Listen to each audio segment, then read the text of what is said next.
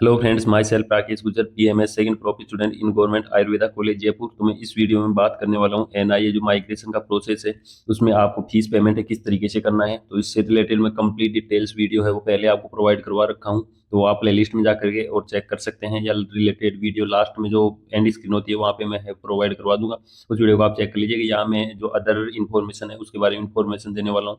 तो fees payment है आपको किस तरीके से करना है, तो चैनल पर पहली बार है तो सब्सक्राइब जरूर कर लीजिएगा, क्योंकि सब कुछ इन्फॉर्मेशन मैं स्टेप वाइज आपको यहाँ पर प्रोवाइड करवाता हूँ। बीएमएस से रिलेटेड या अदर भी जो भी इन्फॉर्मेशन रहती है, तो फीस पेमेंट्स के बारे में बताने वाला हूँ। कट ऑफ है लास्ट ईयर की क्या थी और इस ईयर है क्या कट ऑफ रह सकती है, और जो बेसिक की जो इंपॉर्टेंट इन्फॉर्मेशन है उनके बारे में बात करने वाला हूँ। तो फीस पेमेंट के लिए आपको www.nic.nia.in पर जाना है। इस क्लिक करने के बाद आपको जो सबसे ऊपर का पेज रहता है वहीं पे आपको फीस पेमेंट का ऑप्शन देखने को मिल जाएगा। तो इसके बारे में पहले बता दूं, तो आपको किसी भी कैंडिडेट को है पहले फीस पेमेंट नहीं करना है जब तक आपको एनओसी नहीं मिल जाती है। तो आपको अपनी कॉलेज और यूनिवर्सिटी से है वो एनओसी मिल जाती है, उस एनओसी को मिलने के बाद ही आप ये फॉर्म है अप्लाई करें। वरना आपकी, क्योंकि ये पहले आप फीस पेमेंट कर देते हैं और आपको एनओसी नहीं मिलती है, तो आपका फॉर्म रिजेक्टेड माना जाएगा। आपको कोई मतलब नहीं है वहाँ पे फीस पेमेंट करने का। तो आपको जब तक एनओसी नहीं मिलती आप फीस पेमेंट नहीं करें। तो सबसे पहले आप एनओसी ले लें दोनों जगह से, आपकी कॉलेज और कॉलेज से रिलेटेड जो यूनिवर्सिटी है उससे। उसके बाद आपको फीस का है वो पेमेंट करना है। तो उससे वो जो डिटेल वीडियो बता रखा है उसमें मैंने सब स्टेप वाइज बता रखा है, तो वो वीडियो आप देख लेंगे तो आपको समझ आ जाएगा। तो सबसे पहले यहाँ पे आप फीस पेमेंट पे क्लिक करेंगे। उसके बाद आपके सामने ये है पेज ओपन हो जाएगा।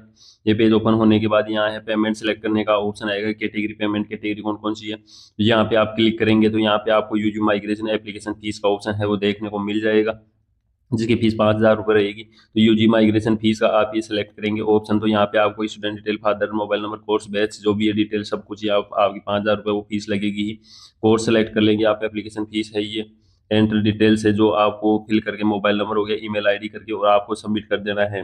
जैसे आपका कंप्लीट प्रोसेस सबमिट हो जाएगा, उसके बाद आपके जो ईमेल आईडी रहेगी, ईमेल आईडी, और जहाँ पे आपको डायरेक्ट सबमिट करते ही आपको जो इसका रिसिप्ट रहती है, फी रिसिप्ट, वो आपको है वो मिल जाएगी। तो फी रिसिप्ट को आपको डाउनलोड कर लेना है।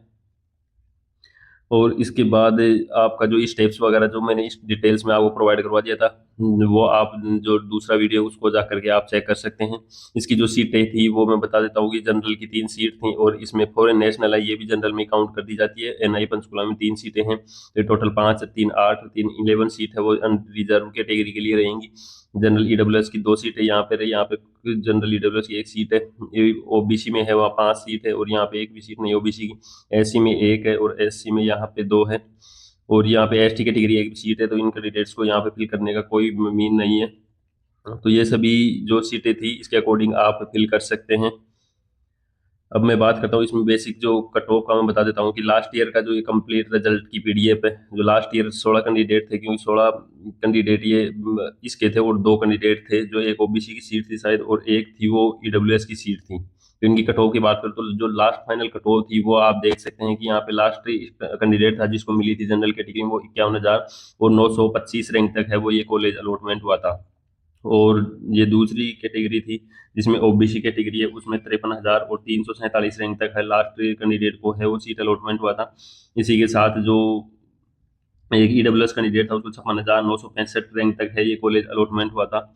तो लास्ट ईयर का ये रिजल्ट है वो आप डिटेल्स में भी आप एनालिसिस करते थे, सभी कैंडिडेट्स की ऐसी लिस्ट आई थी। तो जैसे आपकी 25 तारीख को है वो लास्ट डेट हो जाएगी, उसके बाद ही 27 तारीख को है ये रिजल्ट है वो डिक्लेयर कर दिया गया था 2 दिन के अंदर ही। तो अब इस बार भी ऐसे ही है, रिजल्ट डिक्लेयर कर दिया जाएगा। तो मैं मेरे एनालिसिस के अकॉर्डिंग बताऊं तो अगर यहाँ पे आपकी रैंक है वो अंडर 50 के है तभी आपके है चांस हो सकते हैं मेरे अकॉर्डिंग। तो अगर इससे ज़्यादा है तो बाई चांस है वो आपको पंचकूला मिल जाए, वरना क्योंकि अब कंपटीशन शायद ही ज़्यादा रहेगा, सीटों में कोई खास डिफरेंस नहीं है।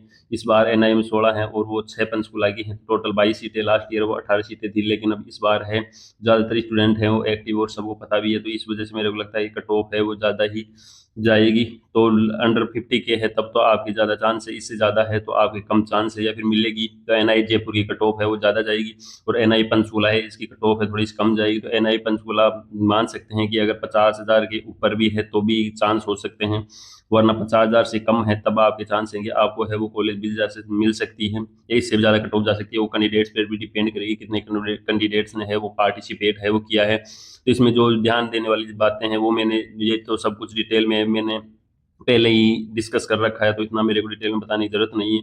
यहाँ आपको 10th की डिटेल लिखनी है, पासिंग ईयर मार्क्स वगैरह, यहाँ 12th की लिखनी है, यहाँ पर फर्स्ट प्रो की डिटेल लिखनी है, कॉलेज का नाम है या 10th की स्कूल का नाम है, जो भी मेल आईडी सब कुछ डिटेल आपको फिल करना है। सबसे मेन दिक्कत है ये यहाँ पे बनने वाली है कि आपको ओनली एनआई के लिए आप अप्लाई कर रहे हैं, या फिर एनआई पंचकुला के लिए अप्लाई कर रहे हैं, या फिर बोथ के लिए अप्लाई कर रहे हैं। तो आप जो भी एनआई के लिए कर रहे हैं तो ओनली एनआई जयपुर के लिए, और एनआई पंचकुला के लिए तो ओनली कर सकते हैं। बोथ दोनों को आप प्रायोरिटी दे रहे हैं तो दोनों को दे सकते हैं।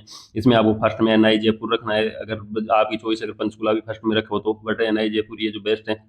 फर्स्ट पे आप ये रख सकते हैं, सेकंड पे, और ओनली आपको एक ही कॉलेज रखना है कि ओनली एनआई जयपुर के लिए मैं अप्लाई करूंगा, तो यहाँ पे एनआई जयपुर ही आपको फिल करना है। एनआई पंचकुला आपकी सेकंड प्रायोरिटी तो यहाँ रख सकते हैं, वरना आप ओनली सिंगल टिक करेंगे तो फिर ओनली एक ही आप यहाँ प्रेफरेंस लिख पाएंगे।